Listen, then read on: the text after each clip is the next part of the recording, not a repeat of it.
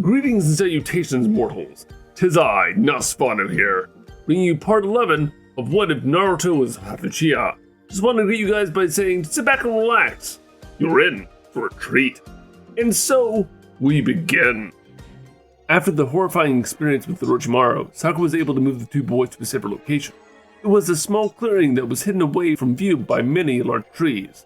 The sun rays glistened between the tree branches, barely lighting up the area to see. Sakura decided it would be best to set up camp here. A day had passed since Orochimaru's attack. That should do it, Sakura said as she plopped herself down next to the two unconscious boys. The two had high fevers. No matter what Sakura did, they didn't wake up. I hope that snake freak doesn't show up again, the girl thought as she rested her bloody blade next to her. Winds traveled through the forest as the girl could clearly hear how other battles were being fought a ways away. On the one side, she was scared, seeing as though she was the only member of her team still able to fight. On the other hand, she wanted a fight. Well, look what we found here, a man said from the other side of the clearing. Behind him were two others, one girl and one guy. Don't waste your time here. We don't have a scroll. It's been taken already, Sakura said, placing her hand onto his sword next to her, readying for any surprise attacks. Now why do I get a feeling you're lying? The girl behind the man retorted. You're free to find out. Sakura's eyes glistened in the sun. For the first time, she let out malice while she slowly stood up. The girl gave the three the harshest glare she could muster while gripping her blade so tightly that her knuckles started turning white. This girl has some spunk, the one guy said, stepping forward. Something was strange about him. He had holes in his palms and a sinister aura about him. Why don't I put you in your place? The boy quickly lifted up his palms and aimed it toward Sakura. The girl stood firm and tall as she held her sword loosely next to her. Air cutter, the boy simply said as an ear-piercing burst of sound exploded from his palms, the trees bending by the sheer shock it produced. Once the sound died down, the three ninjas looked over to Sakura, seeing the girl was still standing. She didn't move a single inch, but her eardrums were in fact bleeding. My turn, the girl said softly as she disappeared in a cloud of smoke.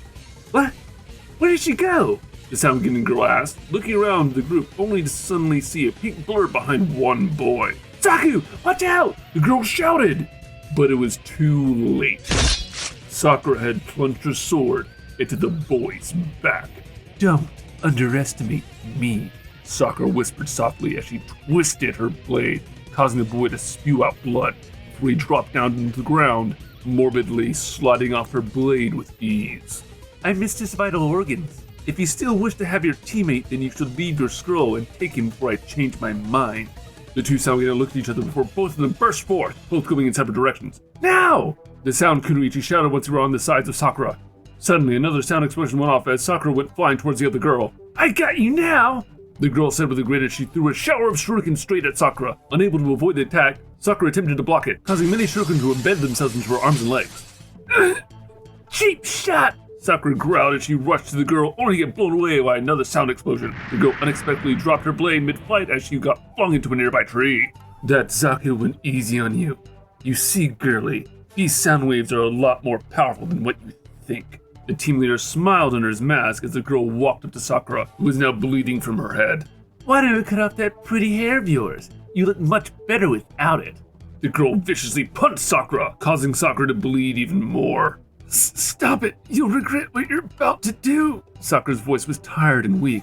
That slam against the tree severely hurt her. This is payback for Zaku! The girl said, bringing up her kunai.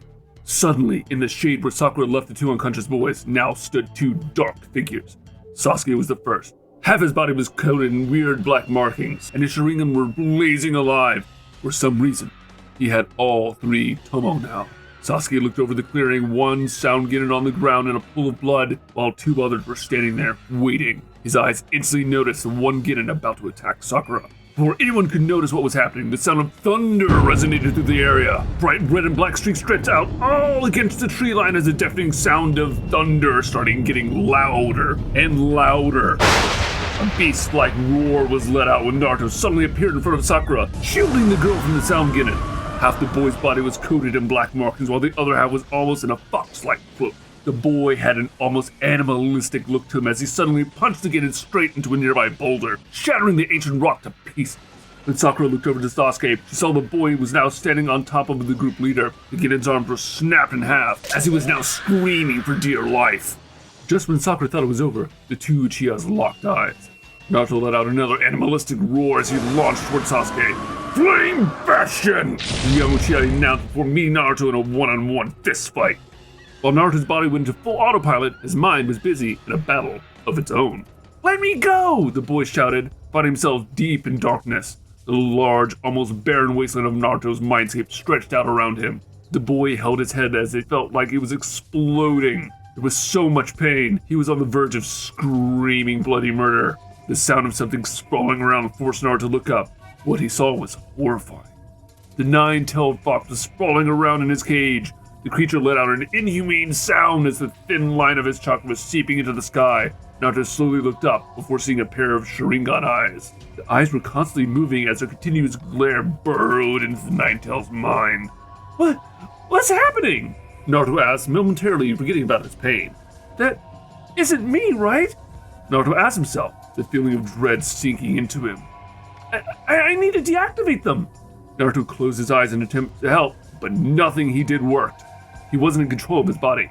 An ear-piercing roar came from the Nine-Tails as the wave of it shot out, flinging Naruto away, along with shattering the Sharingan in the sky. Naruto suddenly awakened back in the outside world, finding himself crouched above an unconscious Sasuke. A kunai was held close to his neck, but a strange weight hung on the boy. Slowly turning around, Naruto saw Sakura. The girl was hugging Naruto tightly. In the daze, Naruto looked around, seeing the clearing was destroyed with many craters, along with burnt patches of earth. What happened? Naruto asked, tiredness overtaking him, but somehow he kept himself awake. Sakura merely held Naruto tighter. The boy was confused. Last thing he remembered was Orochimaru biting him. Where am I? Sasuke asked as he woke up, but instantly frowned. Get off me, idiot, Sasuke growled as he tried pushing Naruto off of himself. The orange-haired boy got flung off with Sakura still latching onto him. Where are we anyway? This place looks like a battlefield. The boy cracked his neck, but instantly winced in pain as he touched an odd seal on his neck. Sasuke looked over to Naruto, seeing the same seal on his. Let's get moving. We're out in the open, Naruto said, standing up when Sakura finally let him go. The girl looked at the two surprised, seeing as somehow the last half hour's battle didn't even happen. All that destruction was somehow not their own. Sakura simply decided to shake it off. I got a heaven scroll while you guys were asleep, so now we have both necessary scrolls to pass the test. Sakura had a smile as she held up the two scrolls, allowing both Naruto and Sasuke to take one each for safeguarding. How long were we knocked out for? About a day or so, Sakura stammered. That means other people have passed by now. Come on, let's head over to the tower as soon as possible. If we stay out here, we can simply be seen as targets. The other two agreed with Naruto as they carefully made their way deeper into the forest. Unbeknownst to the two Uchihas, 3 dead bodies lay on the ground. One was killed by Sakura, while the other 2 were slaughtered by them. The seal came out even better than planned. Kabuto had a sinister look as he watched the entire battle unfold from the safe treetops. The seal was capable of pulling out even the Nine-Tails chakra, along with the fact it made the subject completely insane. This is perfect, Orochimaru said, standing next to Kabuto. I can't wait for this to unfold. Once they can tap into your power, they'll come running to you like puppies. In due time, Kabuto. In due time. Far off in the Kage Tower. So, what do you make of the situation, Kakashi? The Hokage asked coldly, as he and the Jonin were alone in a dark room. Only an orb was there with them, which relayed everything happening in the Chunin exams in real time. The man had a serious energy about him. Lord Hokage, allow me to escort Orochimaru out. The Hokage looked closely at the Jonin. I know you by now, Kakashi. You try to fight him. That is something you are not capable of. You see, I've already sent 2 Onbo teams. Hopefully they can catch him before he does more damage. The real reason I called you here is this. Can you teach Naruto to control the Nine-Tails? The Jonin looked slightly shocked at the Hokage. It's true, Naruto has to learn how to use the Nine-Tails, but Kakashi doesn't have the faintest clue. I'm sorry, Lord Hokage. I'm unable. You see, Kakashi, That seal Orochimaru used was somehow able to bypass the seal containing the Nine-Tails. If we can't lock that seal down, then we might have a Berserk Naruto about in the leaf. That is not something any of us want. I understand, Lord Hokage. I called in an old friend of mine. He will be able to teach Naruto, but I want to ask you to train Sasuke to the best of your abilities. You see, Naruto and Sasuke have had a consistent rivalry since they were children. We can't be having one get above the other. Yes, Lord Hokage. I understand. You are dismissed, Hiruzen said calmly as he turned back to the crystal ball, watching the two Uchihas closely. How far will you two grow? Will the leaf be able to contain you? Was the old man's thoughts as he waited for the second phase of the Chunin exam to end. Thank you all for indulging yourselves in the story thus far. Hope you enjoyed it. Now there are a few more things I'd like to go over before the video ends. Firstly, we've got a primary channel called We the Celestials. We the Celestials is what we do here already, but their content is centered around the crazy world and lore of My Hero Academia. So please check us out over there if you're feeling in the mood for a roller coaster of quirky content. We also have another relative to our channel, Anime Deep Dive. Anime Deep Dive goes deep into the facts and lores of a wide variety of anime. Be sure to expand your weeb knowledge for all kinds of series guaranteed. I'd like to let you all know on behalf of We the Celestials, I'd like to thank everyone involved in the production of today's awesome content. Their details will be in the description below. If you're perhaps interested in what we do here at WTC, then I would like to extend out an invitation to join the team. The only caveat being we only accept members 16 and older to join our crew. You can find us in our Discord, which you can locate in the description below. Our Discord is an all-around fantastic place to be, whether you're a fan or looking to join our band of misfits. All you gotta do is hit up the recruitment server and sign up for whichever category of work that fulfills your interest. We're always looking for members to join us.